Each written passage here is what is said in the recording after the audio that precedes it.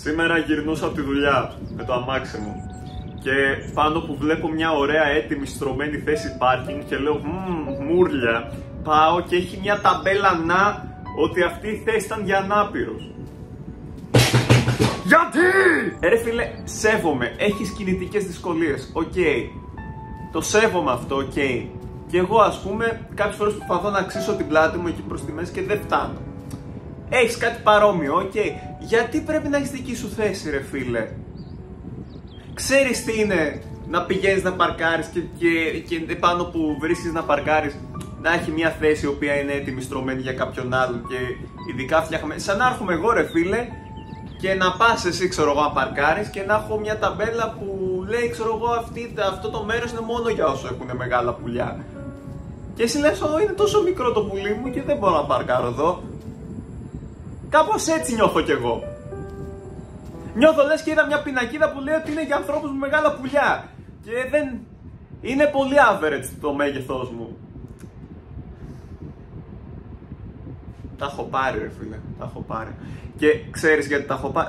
Τώρα θα τα πούμε όλα. Γιατί τα έχω πάρει? Γιατί ρε φίλε σας δίνει η κυβέρνηση έτσι επιδόματα και τέτοια ανάπηροι και σε μένα τίποτα. Σας δίνει εσάς ξέρω εγώ συντάξεις και τέτοια και εμένα εγώ παίρνω τα αρχίδια μου.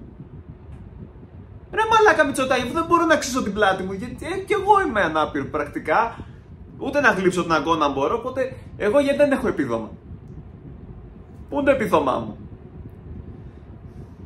Όλα αυτά είναι πράγματα που θα κοβόντουσα μαχαίρι αν έμενα στην Ευρωβουλή. Αν έχετε δει το προηγούμενο βίντεο. Θα κοβόντουσα μαχαίρι αυτά τα πράγματα, αλλά όχι απλά δεν μπήκα. Δεν βάλαν καν τα ψηφοδέλτιά μας. Μαλάκα καταλαβαίνετε πόσο στημένη είναι όλη η φάση και την οθεία παίχτηκε εκεί πέρα. Δεν ήταν καν τα ψηφοδέλτιά μας στις εκλογές. Θα σας κάνω μήνυση! Συγγνώμη που φωνάζω, απλά ρε παιδιά έχω θυμώσει λίγο. Δεν γίνεται να τα έχουν όλα δικά τους αυτοί οι άνθρωποι. Δεν γίνεται να είναι τόσο προνομιούχοι. Έχουν περισσότερα προνόμια και από μένα ρε μαλάκα.